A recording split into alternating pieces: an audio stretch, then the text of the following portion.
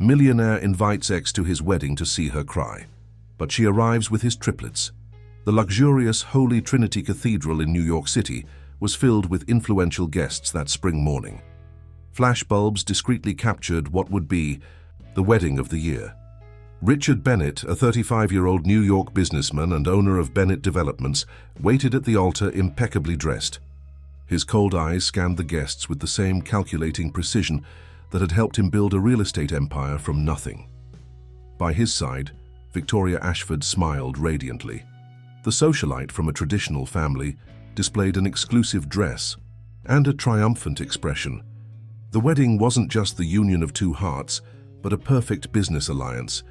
The priest was beginning the ceremony when the church doors opened, with a creak that echoed through the hall. A woman of serene beauty appeared, firmly holding 3 children by the hand. The silence was instantaneous. The little ones, 2 girls, and a boy, possessed the same intensely blue eyes as Richard. Hannah advanced down the center aisle, with the dignified posture she had acquired during years as a respected pediatrician. "I think your children have the right to meet their father before he marries again," she announced in a clear voice, heard even by the most distant guests. Richard's face completely lost its color.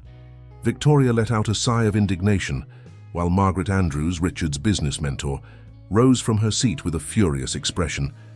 Whispers quickly spread throughout the church. "This is absurd, a desperate attempt at extortion," Margaret vociferated, approaching like a lioness defending her territory. Hannah remained firm, looking directly at Richard. "7 years, Richard. I tried to find you for 7 years, but you didn't return any of my calls, none of my letters. Now I have no choice."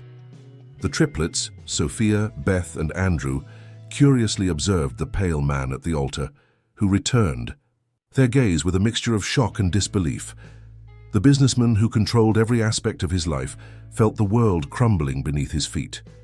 Images from engineering school, an intense relationship with Hannah, and the painful breakup flooded his mind. "Please, everyone, there's been an unforeseen event. The ceremony is temporarily postponed," announced the priest, trying to control the situation, while photographers frantically snapped pictures capturing the scandal that would make headlines the next day. 24 hours later, Richard stared at the DNA test results in his office at the penthouse of the Bennett building. The probability of paternity, 99.9999%. There was no denying it. The triplets were his children. Margaret nervously leafed through a dossier on Hannah. "She's a pediatrician in Aspen, Colorado, built a solid reputation, and seems to have a financially stable life. This doesn't make sense, Richard. Why now? There must be an angle we're not seeing." Richard remained silent, watching from the window the metropolis he had helped build. He remembered his own childhood in a peripheral neighborhood, his father who abandoned the family when he was only 6 years old. He had sworn never to be like him, but now he realized he had become something worse. A father who didn't even know of his own children's existence. His cell phone rang, displaying Victoria's name. It was the 15th call he had ignored since the disaster at the church. The wedding had been officially postponed due to health issues, according to the note sent to the press. But Richard knew he would need to face his fiancée at some point. "I want to meet them," he finally said, surprising Margaret. "Set up a meeting with Hannah and the children, and investigate everything about her for the last 8 years. I want to know exactly why she's resurfaced now." What Richard didn't know was that in a medical office in Aspen, Hannah was receiving news that would change the course of all their lives. The cardiologist pointed to tests showing a progressive heart condition, requiring immediate treatment and radical changes to her routine. "And what about the children?" asked Hannah, her trembling voice revealing the fear her countenance tried to hide. "You need a support network now more than ever," replied the doctor. "You can't continue taking on everything alone." Hannah put the tests in her bag, thinking about Richard's expression when seeing his children for the first time. This wasn't how she had planned the reunion, but time was now a luxury she no longer had. The next morning, Richard's driver parked the BMW in front of a quiet restaurant on the Upper East Side. Hannah was already there, sitting alone. The children had stayed in Aspen with Mrs. Zoe, the nanny who had helped raise them since birth. "They're not here," Richard observed, sitting down. "This conversation is between the two of us," Hannah replied, maintaining the composure that years of pediatric emergencies had taught her. "There's much to be clarified before you formally meet your children." Breakfast proceeded amid tension and revelations. Hannah explained about the pregnancy discovered after their breakup, the numerous attempts at contact, the letters and emails never answered. Richard listened with growing suspicion, which turned to confusion when he realized Hannah wasn't asking for anything, neither back child support nor a share of his fortune. "What do you want, after all?" he finally asked. "I want you to meet your children. I want them to know who their father is," she answered simply. And then, after a calculated pause, "And I want you to assume the responsibility that is rightfully yours, should anything happen to me." The vulnerability rarely seen in her eyes made Richard realize there was something more to this story, something Hannah wasn't yet ready to reveal. The first formal meeting with the triplets happened the following weekend, in a park in Aspen. Richard felt completely out of place, as if he'd been transported to a parallel universe. The three little ones observed him curiously, but without the excitement he had secretly hoped for. "You're rich, right?" asked Andrew, the most direct. "Half the three. We saw your picture in the magazine Mrs. Zoe buys."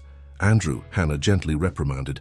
"Yes, I have some businesses," Richard replied, disconcerted.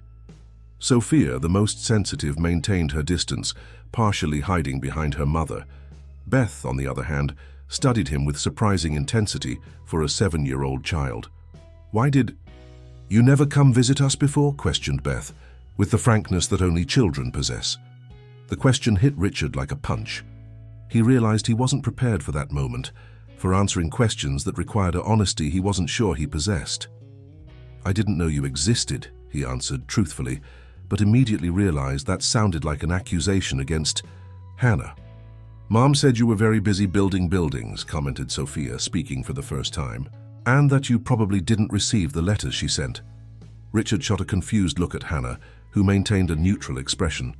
This wasn't the narrative of a woman trying to poison her children against their father.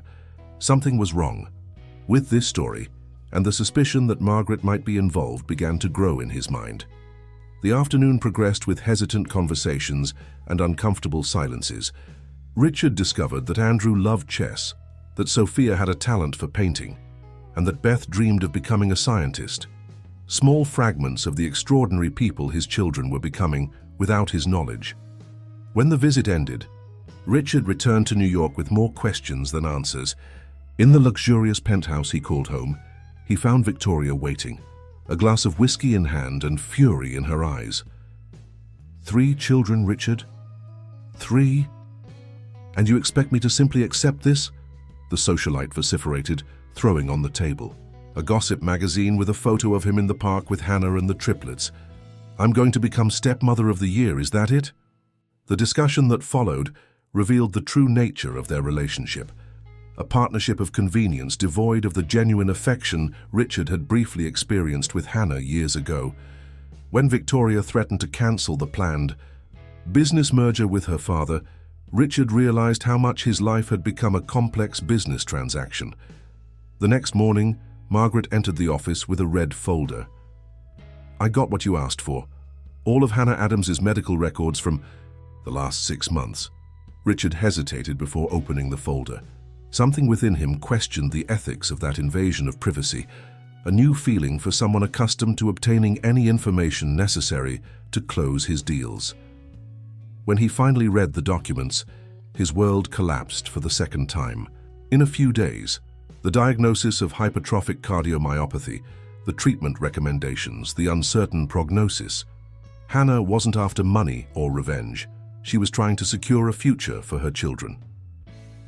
In her apartment in Aspen, Hannah patiently explained to the triplets what would happen in the coming weeks. "Mommy will need to stay in the hospital for a few days. Afterwards, I'll need a lot of rest." "Will we stay with Mrs. Zoe?" asked Sophia, concerned.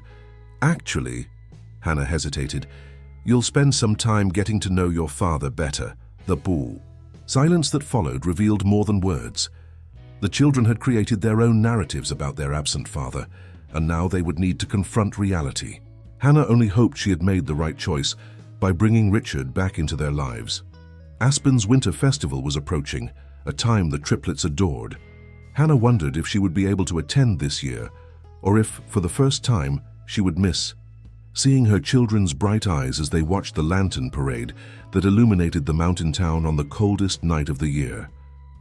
What she didn't imagine was that this festival would become a milestone in Richard's transformation, the beginning of a journey that would lead him to question every value he had built throughout his ambitious and lonely life, and that the secrets kept by Margaret for years would begin to emerge, threatening to destroy the fragile connections now beginning to form.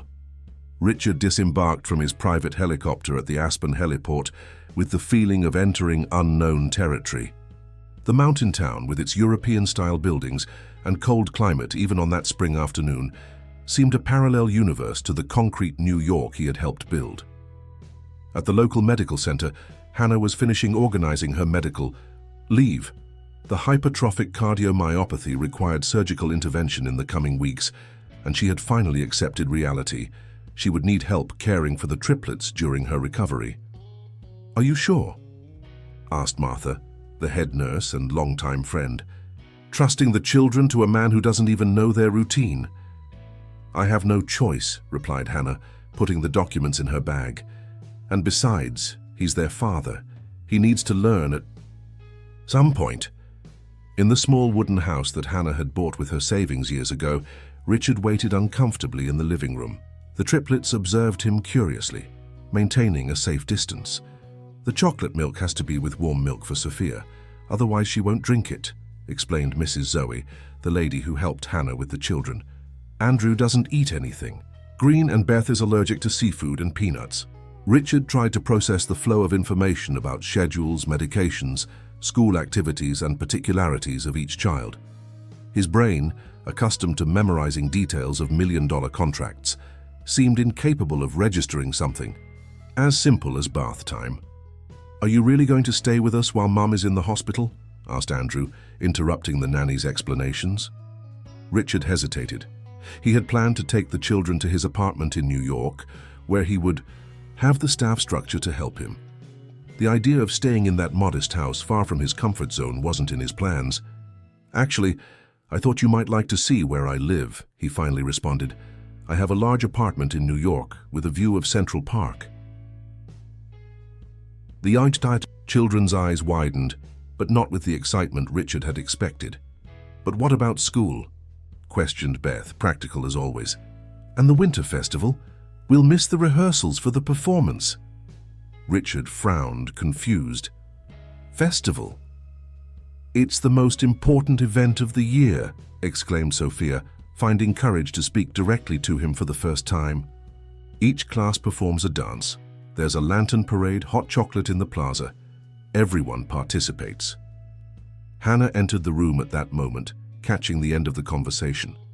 Despite the paleness and evident fatigue on her face, she smiled. "The festival really is important to them," she explained. "Maybe it's better they stay here where the routine will be less affected. You could stay in the guest room." Richard felt cornered. The idea of sleeping in that small house, away from the luxury he was accustomed to, seemed absurd. But the hopeful look on the three little faces in front of him weighed more than his discomfort. "All right," he finally yielded. "We'll stay here." The week that followed was an intense course in parenthood for Richard. He learned to identify each of the triplets' quirks. Andrew only slept after checking 3 times that the window was locked. Beth needed a glass of water exactly beside the bed. Sophia couldn't sleep without her worn stuffed rabbit. Meanwhile, in New York, Margaret frantically searched through the company files. The questions Richard had begun to ask about Hannah's old correspondence made her uneasy. For years, she had intercepted letters, blocked calls, and manipulated situations to keep her protégé exclusively focused on his career. "If he finds out," she muttered to herself, separating compromising documents for destruction. At the same moment, Victoria was dining with her father, the powerful businessman Oliver Ashford. "He's been in Aspen for a week, staying at that," "Doctor's house," she told him, rolling her eyes. "Do you have any idea of the scandal when this leaks to the press? The merger with the American investors will go down the drain." Oliver remained silent for a few moments, his expression closed. "Perhaps it's time to reconsider our association with Bennett Developments," he finally said. Back in Aspen, Richard faced his biggest challenge yet, the parent-teacher meeting at the Triplets school. Sitting in a chair too small for his size, surrounded by other parents who clearly knew about the situation and observed him with poorly disguised curiosity, he tried to process what the teacher was saying about his children's development. "Andrew has an exceptional talent for mathematics," explained the educator. "Beth is our little scientist, always questioning and investigating, and Sophia, well, her drawings are really impressive for a 7-year-old child." Richard felt something strange in his chest, a mixture of pride and regret. These extraordinary little people shared his DNA, and he had missed crucial years of their lives. Upon leaving the school, he noticed a poster about the winter festival. "We need volunteers for building the scenery," it read in colorful letters. Without thinking much, Richard entered the building again and offered help. To his surprise, he was welcomed enthusiastically by the event coordinator. On the way back home, he stopped at a toy store. He left with educational games for Beth, a professional painting set for Sophia, and an intricately carved wooden chess board for Andrew. Something inside him was changing, slowly but inexorably. Arriving at the house, he found Hannah sitting on the porch, bundled against the cold of the mountains and looking tired. "How was it at school?" she asked, trying to disguise the weakness in her voice. "Good, I volunteered to help with the festival," he replied, still surprised with himself. Hannah's smile illuminated her pale face. "They'll love that." That night, after putting the children to bed, a task he was beginning to master, Richard received Thursday's call from Margaret. "The American investors are pressing for a meeting. We need you in New York tomorrow," she said in an urgent tone. Richard looked at the hallway leading to the Triplets' rooms, then at the door of the room where Hannah was resting. For the first time in his professional life, he felt divided. "Reschedule." "For next week," he finally replied. The silence on the other end of the line was deafening. "You're throwing away years of work," said Margaret coldly, "for a family you barely know." The words hit Richard like a revelation. That was exactly what was at stake. A family he barely knew, but who somehow was already beginning to fill a void he didn't know existed in his chest. The next day, Hannah's phone rang. It was the hospital in New York, confirming the date for the heart surgery. Only 2 weeks remained, and the fear she had been keeping under control began to overflow. That same afternoon, Richard found Hannah crying silently in her office, holding an old photograph of the newborn triplets. It was the first time he had seen her vulnerable since she interrupted his wedding. "I should have told the truth from the beginning," she said between sobs. "What truth?" asked Richard, sitting beside her. Hannah took a deep breath. It was time to reveal the last secret she kept. "I tried to tell you about the pregnancy, Richard. Not just once, but several times. I sent letters, emails, called your office, but you never answered." "I never received anything," he replied, confused. "Exactly," said Hannah, wiping away her tears. "And now I wonder if this wasn't the work. Have someone who didn't want you to know." The seed of suspicion that had already been planted in Richard's mind began to germinate. The image of Margaret, his mentor since college days, immediately arose in his thoughts. That night, while the triplets slept, Hannah and Richard talked as they hadn't done in years. He told about his rise in business, about Margaret's constant influence on his decisions. Hannah spoke about the challenges of raising 3 children alone while building her career as a pediatrician. When the subject reached the imminent surgery, Richard saw the fear in her eyes. "What happens if something goes wrong?" he asked, finally verbalizing what they both feared. "That's why you're here now," Hannah replied simply. "They'll need their father." The distance between them, built over 8 years of separation, seemed to slowly diminish in that honest conversation, not as a romantic reconciliation, but as the beginning of a necessary partnership for the sake of 3 children who deserved the best from both of them. What neither realized was that the decisions made in the coming days would drastically change the course of their lives, and that Aspen's Winter Festival would be just the beginning of a series of events that would force Richard to definitively choose between the empire he had built and the family he had just discovered. The first snowflake of that winter fell on Aspen, while Richard supervised the construction of the scenery for the Triplets' presentation at the festival. 2 weeks had passed since he arrived in the town, and his transformation was already visible to everyone. The impeccable suit had given way to more casual clothes, the cell phone spent more time turned off than answering urgent calls, and his face, once perpetually tense, now opened in smiles when his children were nearby. At school, the other parents who initially observed him with suspicion began to include him in conversations. Richard surprised himself discovering a completely new world where success was measured by the happiness of children and not by millions in bank accounts. "Are you really going to wear a tree costume?" asked Andrew, laughing, when Richard tried on the outfit that would help compose the living scenery of the presentation. "It's for a good cause," he replied, adjusting the hat full of artificial leaves. At the hospital in New York, Hannah was going through the last pre-operative tests. The surgery would be the next morning, and anxiety increased with each hour.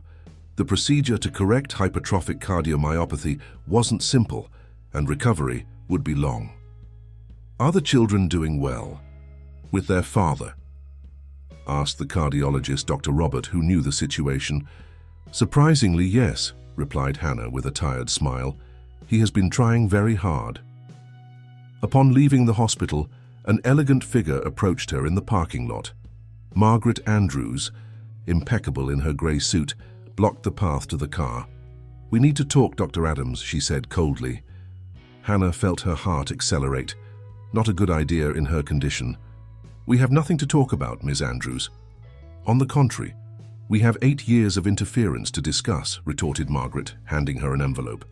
"A generous proposal for you and the children to move abroad after your recovery. Richard can visit them occasionally, but his life and business remain in New York." Hannah looked at the envelope without opening it. Why so much effort to keep him away from his own family? Margaret smiled humorlessly. "Family is an anchor, not an engine. Richard was destined for greatness since I discovered him at that public university. I will not allow him to throw everything away for a youthful mistake." "3 children are not a mistake," replied Hannah, returning the untouched envelope. "And you don't have the right to decide what's best for him." Back in Aspen, Richard received a disturbing call from his assistant in New York. "The documents you asked to be digitized about old correspondence received by the company, they're missing, Mr. Bennett." The suspicion that had been growing in his mind gained strength. Was it possible that Margaret had deliberately hidden Hannah's attempts at contact all these years? On the eve of the festival, Victoria appeared in the mountain town without warning. She found Richard in the central plaza, helping with the decorations along with other volunteers, his hands dirty with paint and his hair disheveled by the cold wind. "What happened to you?" she asked, horrified by the transformation. "Oliver is furious about your disappearance. The Americans are threatening to cancel the investment." Richard came down from the ladder where he was hanging colorful lanterns. "My ex-girlfriend will have surgery tomorrow. It's a delicate heart surgery. My children need me here." "Your children?" repeated Victoria with disdain. "They've been part of your life for how long? 3 weeks, and you're throwing away everything we've built for them?" The discussion attracted curious looks. Richard led Victoria away from the plaza to a nearby cafe. "It's not a matter of choice, Victoria. They're my children." "It's simple, Richard," she replied, adjusting her cashmere scarf. "Either this sudden family or our marriage and the merger with the Ashfords." Richard observed the woman in front of him. Beautiful, elegant, perfectly suited to the world he inhabited until a few weeks ago. But now something had changed inside him. "I think you just made your decision," he finally said, rising from the table. "Tomorrow, I'll be in New York for Hannah's surgery. After that, we can formalize the cancellation of our engagement. Victoria paled, realizing that her ultimatum had had the opposite effect than desired. "You'll regret this," she threatened.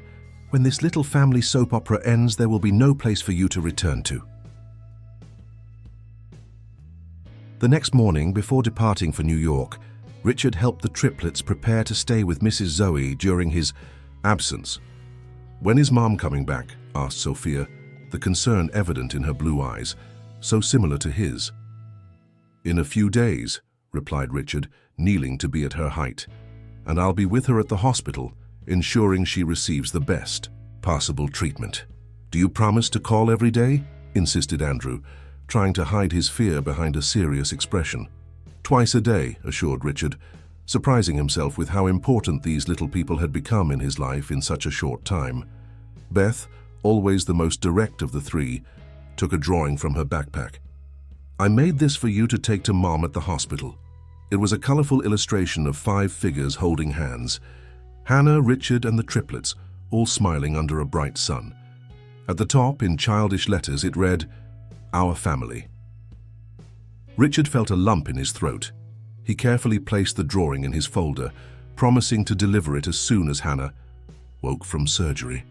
The surgical center of St. Francis Hospital in New York was prepared when Hannah arrived. Richard, following hospital rules, could accompany her only to a certain point. "Take care of them," Hannah asked before being taken to the operating room. "No matter what happens." "I will, but you'll be back soon," he replied, briefly holding her hand. In the following hours, Richard experienced anxiety, different from anything he had ever felt.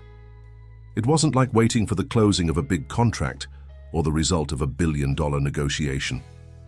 It was a visceral, primitive fear of losing someone who, he belatedly realized, still occupied an important place in his heart.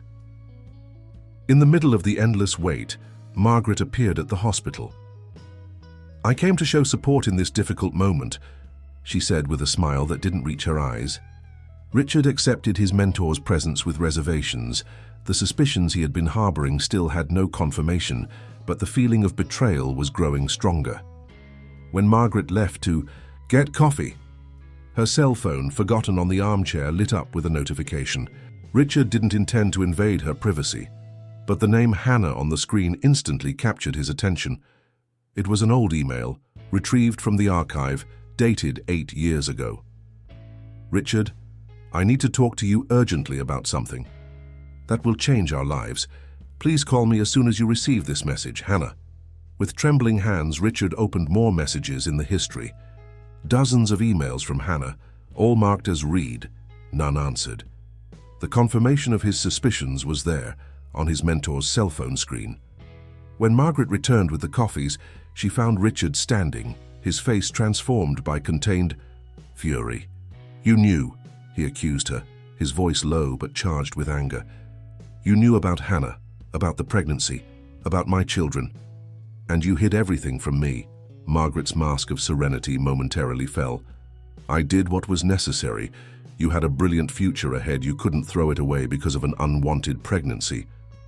"It wasn't for you to decide," retorted Richard, his entire body shaking with indignation. "You stole 8 years of my life with my children. 8 years!" The discussion was interrupted by the arrival of Dr. Robert, still wearing his surgical cap. Richard felt his heart stop for an instant, fearing the worst. "The surgery was a success," announced the doctor with a tired smile. "Hannah is strong. She'll need time to recover completely, but the prognosis is excellent."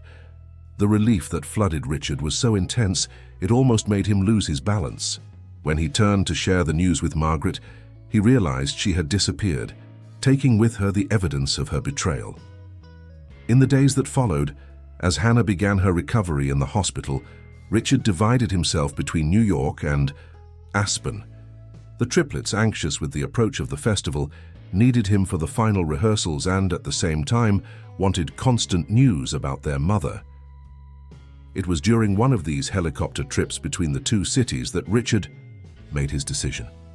Looking at the landscape that gradually transformed from urban gray to mountain green, he understood that he had found something more valuable than all the buildings he had erected.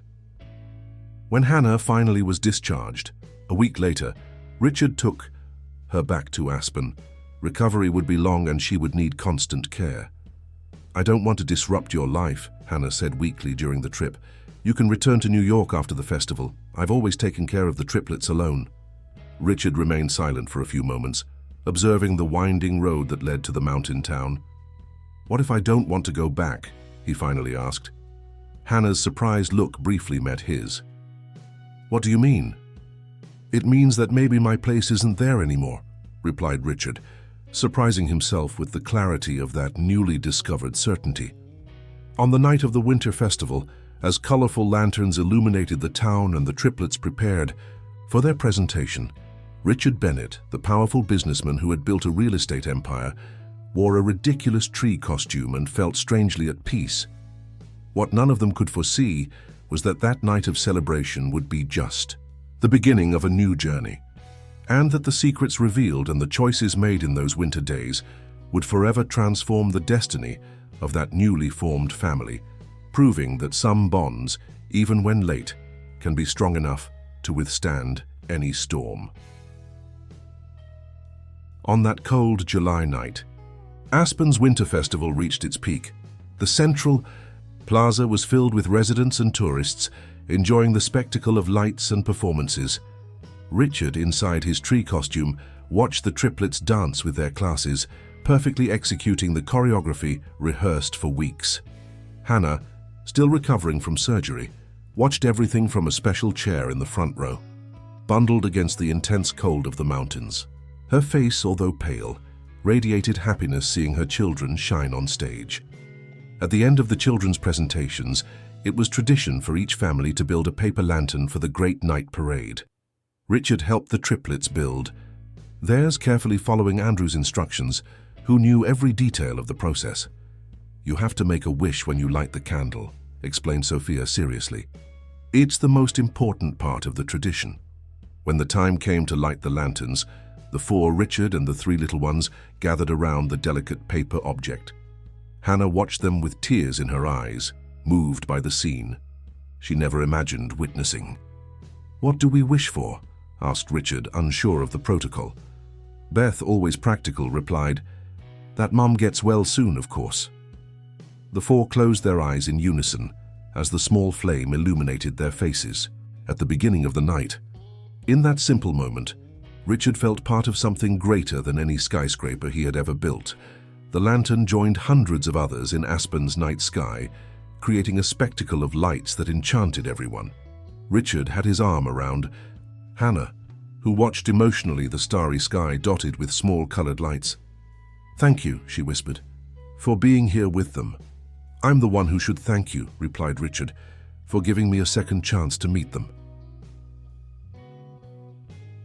Back at the small wooden house after the festival, Richard received an unexpected call. It was Charles, his vice president, at Bennett Developments. "The situation is critical, Richard," he informed in an urgent tone. "Margaret called a board meeting for tomorrow. They're talking about voting for your removal from the presidency while you're resolving personal issues, as she puts it." The news should have devastated him. Months ago, he would have immediately boarded his private jet to prevent such a coup. But something had changed. "Tell Margaret I'll be there," he replied calmly. "And prepare all documents from the last 10 years for a complete audit." The next morning, Richard talked with Hannah before departing for New York. The triplets were at school, oblivious to the new conflicts that were taking shape. "I don't know what I'll find there," he admitted, "but I want you to know that my priority now is the four of you." Hannah, who had learned to be cautious with promises over the years, just nodded. "Do what you need to do, Richard. We'll be here."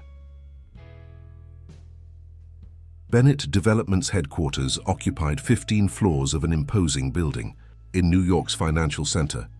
Richard, who a month ago would have been received with reverence, now faced curious looks and whispers as he crossed the lobby.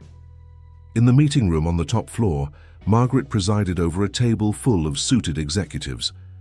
Victoria was there, too, next to her father, Oliver Ashford, both clearly positioned against Richard. "Glad you decided to honor us with your presence," commented Margaret ironically when he entered the room. Richard wasn't intimidated. He walked to the head of the table, his rightful place as founder and president, and remained standing facing each of those present. "Before you start what is clearly an attempted coup," he said firmly, "I'd like to inform you that I've requested a complete audit of all actions of this company over the last 10 years. The silence that followed was absolute. Margaret visibly paled. "Including," continued Richard, "all intercepted communications, manipulated contracts, and ethical deviations, committed under Ms. Andrews' guidance." For 2 intense hours, Richard exposed everything he had discovered in recent weeks. How Margaret systematically blocked Hannah's attempts to contact him, how she manipulated documents and diverted funds for personal projects, always under the pretext of protecting the company's interests. At the end of the exposition, the balance of power had drastically changed. Oliver Ashford, a businessman too experienced to board a sinking ship, was the first to retreat. "I believe we have much to review before any vote," he said, rising. "And personally, Richard, my congratulations on your new family. Victoria will need to find a partner who shares her values."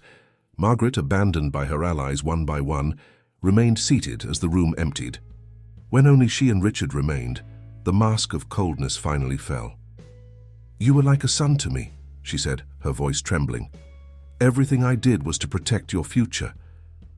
Richard observed her with a mixture of pity and disappointment. "You didn't protect my future, Margaret. You stole it." Before leaving the building, Richard called an improvised press conference in the lobby. Journalists who were waiting for the outcome of the board meeting gathered to hear the powerful businessman who had disappeared from the public scene for weeks. "Bennett Developments will undergo a complete restructuring," he announced. "I'm appointing Charles Walker as executive president starting today, while I assume the chairmanship of the board, with strategic functions that will allow me a better balance between professional and personal life." A murmur ran through the crowd of reporters. "Yes, I have a personal life now," continued Richard with a smile that surprised all who knew him as the Emperor of Concrete, always serious and formal. "3 extraordinary children and a co-parenting relationship to build, and I intend to do this as well as I built this company." Upon returning to Aspen that night, snow was beginning to fall again. The small town looked like a Christmas postcard, with its twinkling lights against the white snow. In the wooden house, he found Hannah asleep on the couch with a book on cardiac medicine in her lap. The triplets had made drawings telling about their day at school and stuck them on the refrigerator, each with their unique style. Richard sat quietly in the armchair facing the couch, observing that determined woman who, even facing a serious heart condition, had raised 3 wonderful children and built a respectable career. He wondered how it would have been if he had made different choices 8 years ago, if he had been present from the beginning. Hannah slowly opened her eyes, as if feeling his gaze. "How was it?" she asked in a sleepy voice. "Different than they expected," he replied. "I made decisions that should have been made a long time ago." In the days that followed, Richard established a new routine. 3 days in Aspen, 2 in New York. He bought a house near Hannah's, respecting her space, but staying close enough to actively participate in his children's lives. Hannah's recovery progressed well, but required constant care. Richard hired a nurse to assist her and made a point of being present at follow-up medical appointments. Summer arrived with its intense heat, melting the snow and bringing tourists to the mountain town. The triplets went on school vacation, and for the first time Richard experienced the challenge of entertaining 3 energetic children full-time. "Can we go to your house in New York?" asked Andrew on a particularly hot afternoon. "You said your building has a pool." Richard hesitated. His apartment in the capital wasn't exactly an environment prepared for children. "I don't know if it's a good idea." "Please." The 3 insisted in unison, using the persuasion technique that Richard was beginning to recognize as irresistible. After consulting with Hannah, who already felt strong enough for a small trip, Richard organized a weekend in the city. It would be the first time the triplets would know his other life. The expression of astonishment on the children's faces as they entered the penthouse apartment with a panoramic view of New York was priceless. "You live here alone?" asked Beth, running her eyes over the minimalist spaces and sophisticated decoration. "It's very white," commented Sophia, clearly not impressed with the modern and cold aesthetic. In a few hours, the immaculate apartment was completely transformed. Scattered toys, wet towels hung up after swimming, cartoons on the huge TV that previously only displayed financial news. To Richard's surprise, the transformation didn't bother him. On the contrary, for the first time that space truly felt like a home. On Sunday night, as they packed their bags to return to Aspen, Hannah found Richard on the balcony, watching the illuminated city. "Are you missing this?" she asked, referring to the bustling life of the metropolis. "The adrenaline, the negotiations, the business dinners?" Richard reflected for a moment. "Strangely, no," he answered with sincerity. "I think I spent so much time chasing something that I didn't even know exactly what it was. And now I know exactly what's important," he said, looking at the children asleep on the living room couch, exhausted after a day of adventures. Upon returning to the mountains, a surprise awaited them.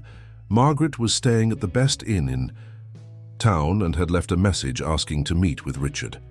The meeting took place in a discreet cafe in Aspen's historic area. Margaret seemed to have aged years in a few weeks. "I came to say goodbye," she announced without preamble. "I'm moving to Portugal. The climate here is not favorable for me after the audit." Richard nodded, showing no emotion. Part of him still felt anger at the manipulation of so many years, but another part understood that, in her distorted way, Margaret truly believed she was protecting him. "Before I go, I want you to know that I left an envelope with your lawyer," she continued, "all of Hannah's original letters that I intercepted. I thought you might like to read them eventually." It was the closest to an apology that Margaret could offer. Richard accepted with a nod. "I sincerely wish you happiness, Richard," she said as she rose, "even if it's not the kind of happiness I imagined for you." As he watched her leave, Richard realized that the cycle of hurt and resentment needed to end. Margaret had been a negative force in his life, yes, but she had also been instrumental in his professional formation. The important thing now was to move forward. In Hannah's medical office, a new phase of recovery was beginning. Dr. Robert, who had come from New York especially for the follow-up consultation, brought good news. "The tests show exceptional recovery," he informed, analyzing the results. "You can gradually return to work next month, starting with part-time." Hannah's joy was evident. Although she loved her children more than anything, her vocation as a doctor was a fundamental part of her identity. "And what about limitations?" asked Richard, who had accompanied the consultation at her request. "Hannah will need to avoid excessive stress and maintain a healthy routine, but other than that, she'll be able to lead a practically normal life," replied the cardiologist.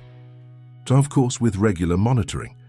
As they left the office, Hannah seemed lighter than in previous weeks. "Finally a light at the end of the tunnel," she commented, breathing deeply the pure mountain air. "Do you know what this means?" asked Richard, smiling. "That I can be myself again. That we can finally plan the future," he corrected, "not just react to circumstances." Autumn brought new challenges and opportunities. Hannah returned to work at the local hospital, initially just 3 mornings a week. Richard established a home office from where he commanded his virtual meetings with the team in New York. The triplets, now fully accustomed to their father's presence in their lives, began alternating weekends at his house. At first, Hannah felt a strange emptiness when the children spent the night away, but soon realized that this time for herself was precious for her complete recovery. On an especially colorful autumn afternoon, Richard invited Hannah for a walk through the state park. They walked slowly among the trees that displayed golden and reddish hues, talking about the triplets, about her health, about his new projects. "I'm thinking of opening a branch of the construction company here in the region," commented Richard, observing the panoramic view of the town. "Something focused on sustainable buildings that respect the local architecture." Hannah smiled, surprised. "So you're really considering staying permanently?" "I can't imagine my life away from them anymore," he replied simply. And honestly, I can't imagine it away from you either. The silence that followed was laden with unverbalized possibilities. What existed between them now was different from the intense romance of their youth. It was mutual respect, a partnership, forged through extraordinary circumstances, and perhaps something more that both still feared to name. "One step at a time, Richard," Hannah finally replied, lightly touching his arm. "We've had too many changes in a short time." He agreed, understanding that some things couldn't be rushed. The businessman, accustomed to closing deals in record time, was learning the value of patience. At the beginning of winter, almost 6 months after the interrupted wedding and the revelation that had changed his life, Richard finalized the purchase of a lot near where Hannah lived. His project wasn't just a house, but a small complex that would include enough space for the triplets to grow with freedom, an art studio for Sophia, a home laboratory for Beth, and a dedicated space for chess and sports for Andrew. "Don't you think you're exaggerating a bit?" asked Hannah when he showed her the plans. "Probably," admitted Richard with a smile, "but I have 7 years to make up for." The new winter festival approached, marking a complete year since Richard discovered his children. The lanterns were already beginning to be made in schools, and the festive atmosphere took over the town. It was during the preparations for the festival that Hannah noticed a complete transformation in Richard. He was no longer the cold and calculating businessman she had met in college, nor the newly discovered father desperately trying to build connections. He was simply a man who had found his place in the world. On the night of the festival, as they watched the lanterns rise to the starry sky, Richard discreetly held Hannah's hand. "A year ago, I thought I had everything," he commented. "A business, empire, a convenient marriage, respect in the market, and I had nothing of what really matters." Hannah squeezed his hand back without taking her eyes off the celestial spectacle. "And now?" "Now I know that the legacy that really matters isn't buildings or bank accounts," he replied, watching the triplets run joyfully among the lanterns. "It's the love we leave in people's hearts." As the last winter gradually transformed into the promise of a new spring, the small family found its own rhythm. It wasn't a conventional structure. Hannah and Richard maintained separate residences, though close, and shared the raising of the children harmoniously. What had begun with a scandal in a luxurious cathedral had transformed into a story of redemption and discoveries. Richard had learned that family wasn't an obstacle to success, but its very definition. Hannah had found the partnership she had always desired, even if in unexpected circumstances. And the triplets, who for so long had heard stories about their absent father, now had their own memories to tell. The following spring, exactly 1 year after the interrupted wedding, Richard planted 3 cherry trees on the land where his new house was being built. "One for each child," he explained, so they would grow along with the new phase of their lives. As they watched the small trees swaying in the spring breeze, Hannah realized that sometimes the most significant new beginnings arise from the most unexpected moments, and that some revelations, however painful they may initially be, bring with them the seed of a happiness much greater than we could imagine.